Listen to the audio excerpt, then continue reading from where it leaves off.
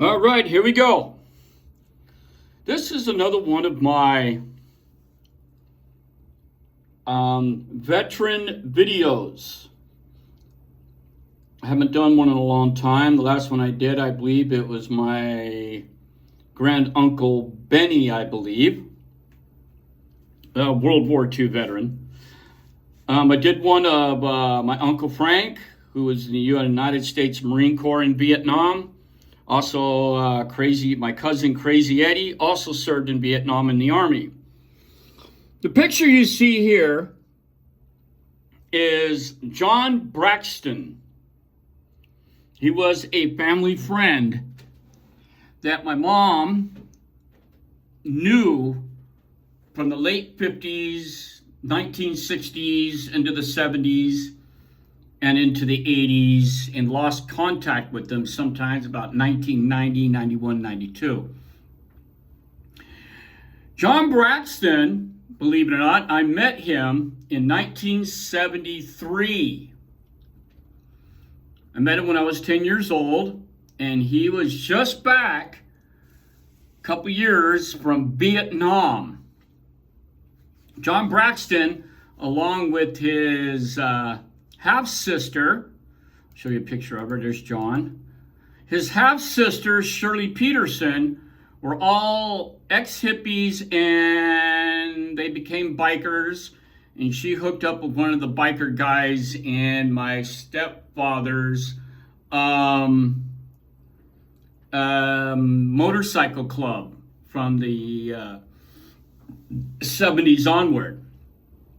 Okay, John Braxton was known as Little John because that separates him from Big John Anderson, who is a mountain of a man that was also in the inside the biker club.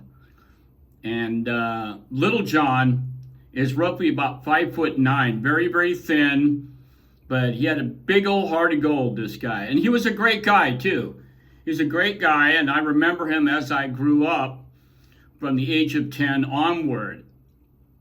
And he finally, sometime in the 80s, after I joined the National Guard, I got a chance to talk to Little John Braxton. And he told me about his Vietnam War experience. So I was like, great. So, this is many, many years later that I'm doing this video, but I definitely remembered some of the details he told me about his Vietnam experience. He was drafted, believe it or not, in 1968. He said sometime in January or February of 1968, his draft notice came in because he had 3 other brothers. Now, the 3 other brothers I never met. They pretty much stayed in Oklahoma, where he was born and raised, before he moved out to California. And his sister, later on, you saw a picture of her, also moved to his half-sister, also moved to California, mostly in the Hollywood and North Hollywood area. And they moved back and forth from San Francisco to Fresno, back to Los Angeles and North Hollywood. He received his draft notice. So he decided, after he got his draft notice, that he wanted to be in the Air Force. So, being drafted, sometimes they will pick something for you. Like my cousin Crazy Eddie, they picked him for the grave registration in the Army. Instead, he said he wanted to fly, but he had no college education. He dropped out of high school at 11th grade. So as an enlisted man, he wanted to fly in the Air Force. He wanted to do his tour of duty in the Air Force. So they send him, believe it or not, to gunner school. He told me about that. He wanted to be, a flyer, and they said, you know what, we can send you to gunner school, because gunners were enlisted only. And since he did not have a college education, he was not going to make the Air Force a career. You know, he got his draft notice. Finally, he goes, well, I might as well just do my time and do my tour and then come back. Hopefully come back, fingers crossed. So he went to the B52 Gunner School. Now, I don't know where that school was at, folks. I did not do any research on it. I'm going by memory here about John's tour of duty. And John's tour of duty, he said that after his training, he was assigned to the 43rd Bombardment Group, some sort of tactical wing bombardment group. I did not, of course, get a chance to really do any research on it.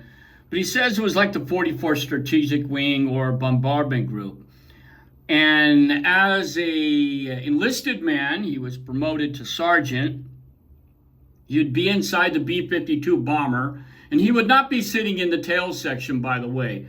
Those are like B-17s, B-29s. He was actually inside the fuselage of the aircraft with, I guess, a remote control or joysticks or whatever and cameras to fire his guns. And he participated in Operation Arclight missions over Vietnam. And he says sometime from July to March, from 1970 to 71, he'd flown 23 missions as a gunner over Vietnam. And he'd probably flown in the A, B, E, or G models of B-52s because they're the only ones that has the quad 50s. The later birds, I believe, had some sort of minigun in them. And he was awarded, believe it or not, about almost a dozen air medals for his missions over Vietnam. I did ask him later on when I got a chance to talk to him in the mid-'80s. I asked him if they was ever in danger, and he says there was a lot of SAMs that was fired at their formation, and his actual his B-52 actually received light damage in the wings and the fuselage sections from exploding SAMs. And I asked him about the MiGs. He says he only called out MiGs 3 times, but they were too far away from the formation to do anything for him to be able to engage. So he flew his missions, and then he was pretty much on the ground for the last 3 or 4 months of his tour of duty. And then he took his discharge. Well, actually, he rotated back to the United States. I think they said he might have been in March Air Force Base or something to do his last maybe year before he left the Air Force. And he left the service as a staff sergeant. And that was all for his B-52 missions. And I said, well, you know, did you ever want to go back into the Air Force? And he goes, nah, not really. I wanted to do my time. I mean, I didn't want to volunteer to Vietnam, is what he told me. He didn't want to go to Vietnam. And if his draft notice never came up, he'd be fine with that. But since it did, then, you know, instead of being a grunt on the ground or, you know, or whatever, you know, he says, you know, I always wanted to be up in the sky. I always wanted to fly. So that's him with his little dog. These pictures, by the way, was taken in Sacramento, believe it or not, when he lived up there briefly to take care of his mother before he moved back down to the North Hollywood and Los Angeles area where he lived because of the group was down here. He later, like I said, he left the service sometime in 1972, or his left service late 71, early 72, I believe. And he had enough money. He bought himself his piecemeal, I don't know what the hell was it, a 48 or 49 knucklehead Harley Davidson, something like that. I knew he had a knucklehead motorcycle. And him and my stepfather, Bernie, and Uncle Leo helped build that bike. and with the cane. Now you're going to ask why the cane? This picture was from 1976, and Little John actually dropped his bike while they're all on a run up to Kern River, and he dropped his bike and broke his knee and his foot. So he was on this cane for about 2 years before he can walk normally again. And he was a good guy. I mean, when I knew him, like I said, when I was a kid, I was 10 years old when I first met him in 73. And we kept tabs with him after the group basically disbanded in the late 80s. The biker club, the club they were in, they broke up, and they went on their own separate ways, or they still hung around, still occasionally rode their bikes. And Little John later became a car salesman, and then he later actually ran a dealership for Lincoln Ford Mercury, believe it or not, in San Francisco.